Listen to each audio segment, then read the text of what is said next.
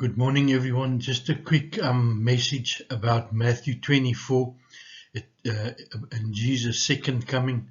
Please, I see a lot of mistakes. I done the same thing until the Lord showed me these things quite some time ago. I see a lot of people are quoting Matthew 24 for the resurrection and rapture, which is not. We'll see that in Matthew 24 it starts out with a two-part question. They tell Jesus about the temple, and then he says the temple will be destroyed. We know that happened at 70 AD. And here's the second part of the question. And as he sat upon Mount of Olives, the disciples came unto him privately, saying, Tell us, when shall these things be, and what shall be the sign of thy coming and of the end of the world? So the second part of the question is Jesus' second coming and the end of the world. We've already stated in previous videos that the wheat harvest, the resurrection and rapture, Jesus says he will send these angels and they are the reapers. Jesus is only coming a second time. So this is when he comes with his saints for the battle of Armageddon. I've put in just the coming of the Son of Man, and look at all these verses in Matthew 24 stating and claiming it's about the second coming. He says in verse 27, For as lightning cometh out of the east and shines even unto the west, so shall also the coming of the Son of Man be. Verse 30, And then shall appear the sign of the Son of Man in heaven, and then shall all the tribes of the earth mourn, and they shall see the Son of Man coming on clouds of heaven with power and great glory. This is also Revelation 14, when he lands on Mount Zion. Matthew 24:37, As in the days of Noah, so shall be the coming of the Son of Man be. Yeah, I've put in Matthew 25 because Matthew 24 and 25 is interlinked, because verse 25 verse 1 says, Then the kingdom of God will be likened unto. So it incorporates 25. So it tells you about the five foolish and the five wise, and it says, And while the foolish went to buy, the bridegroom came.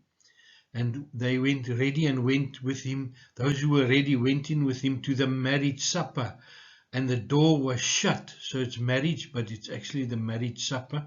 The door was shut. So this is the same as in the days of Noah. God shut the door, so he determined, well, it's full, and that's the people I'm allowing. So the door was shut as in the days of Noah.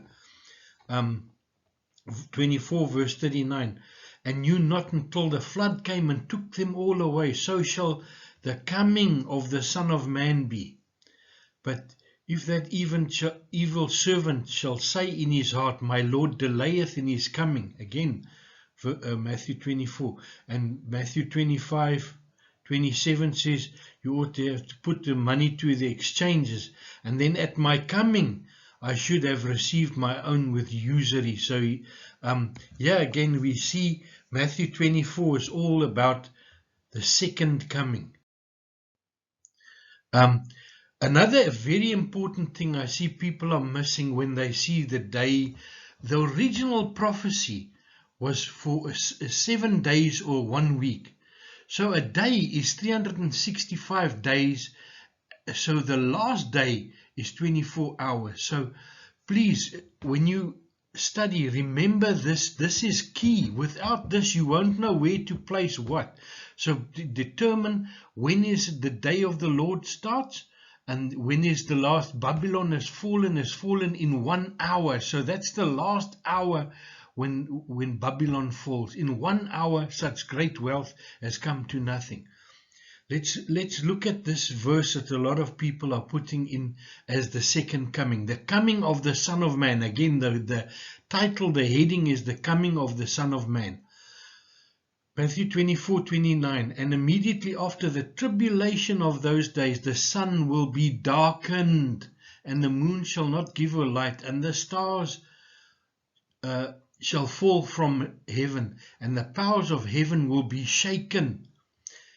And then the sign of the Son of Man shall appear in the heavens, and then the tribes of the earth will mourn, for they shall see the Son of Man coming on clouds of heaven with power and great glory. Verse 31, and he shall send his angels with the sound of a trumpet, and they shall gather together his elect from the four winds, from one end of heaven to another. Again, this trumpet is the trumpet that is blown in Zion. It's not the last trumpet. So if you have 7 trumpets, obviously the last trumpet is the 7th. This is just sound a trumpet. So it's Joel 2 says, blow the trumpet in Zion. Jesus comes back on Mount Zion. Revelation 6:12 to 14. And when he opened the 6th seal, we are not a 6th seal resurrection rapture. So if you put this at the second coming, the whole purpose of this group is to say we are pre-wrath, and we've explained that the wrath does not start at the 6th seal, because these people that say it starts is hiding from God. Why would you listen to someone that hides from God? So when he opened the 6th seal, there was a great earthquake, and the sun became black as sackcloth of hair, not darkness, and the moon became as blood. So there's a difference between sackcloth and blood. The only place where darkness is mentioned is when the 5th bowl of God's wrath is when the bowl is thrown on Satan's seat and his kingdom is poured into darknest. That's the only place in Revelation where the word darkness is used.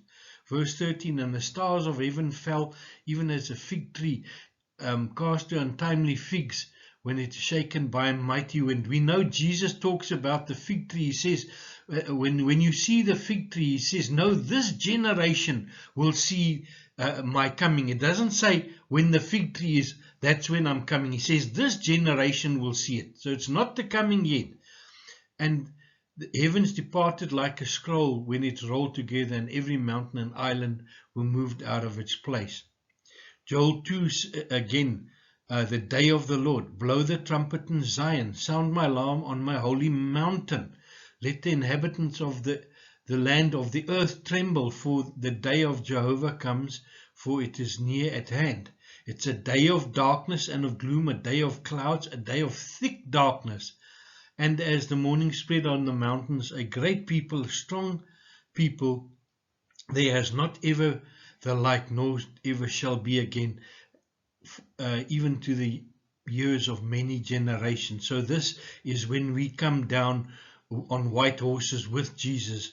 I have put up in a video about Joel 2. Please go and check that. I hope this has clarified a lot of misconception.